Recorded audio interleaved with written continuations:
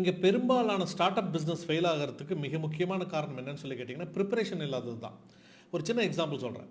ஒரு 10 அடி உயரம் இருக்கக்கூடிய ஒரு கல்பீடத்தின் மீது அமர்ந்து ஒரு குரங்கை ஒரு புத்தகத்தை படிக்க வைக்கக்கூடிய ஒரு வேலையை நீங்கள் செய்ய வைக்கணும். அப்படி நீங்கள் குரங்கை ப்ராக்டிஸ் பண்ணணும் அப்படின்னா நீங்கள் எதை முதல்ல செய்வீங்க?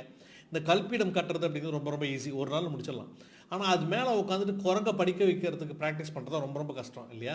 அப்போ நம்ம முதல்ல குரங்கை தான் ப்ராக்டிஸ் பண்ணி ஆகணும். ஆனால் இங்கே பெரும்பாலும் நம்ம என்ன தவறு பண்ணுறோம் அப்படின்னா, இந்த கல்பீடம் கட்டுறது ஈஸி, அதை போல் கட்டிடலாம், அதுக்கப்புறம் குரங்கை கொண்டு போய் மேலே உட்கார வச்சு படிக்க வைக்கிறதுக்கு ட்ரை பண்ணலாம்னு சொல்லி நம்ம யோசிக்கிறோம். கண்டிப்பாக அது முடியவே முடியாது இல்லையா? அதே மாதிரி தான் இங்கேயும். அப்போ ஒரு பிஸ்னஸுக்கு ஒரு ப்ராப்பரான ப்ரிப்பரேஷன் இருந்து அதுக்கப்புறம் தான் நீங்கள் பிஸ்னஸ் ஸ்டார்ட் பண்ணணுமே தவிர, பணம் இருக்குது அப்படிங்கிறத பிஸ்னஸ் ஸ்டார்ட் பண்ணிவிட்டு அதுக்கப்புறம் உள்ளே போய் கற்றுக்கலாம் நீங்கள் வச்சிங்க அப்படின்னா கண்டிப்பாக அந்த பிஸ்னஸ் ஃபெயில் தான் ஆகும். ஸோ முதல்ல ப்ராப்பராக பிஸ்னஸ் கேஸ் ஸ்டடி பண்ணுங்கள், அதில் இருக்கிற நெளிவு சுழுவு தெரிஞ்சுக்கோங்க. அதுக்கப்புறம் அந்த பிஸ்னஸ் நீங்கள் ஆரம்பிச்சுன்னா கண்டிப்பாக நீங்கள் ஜெயிச்சிருவீங்க.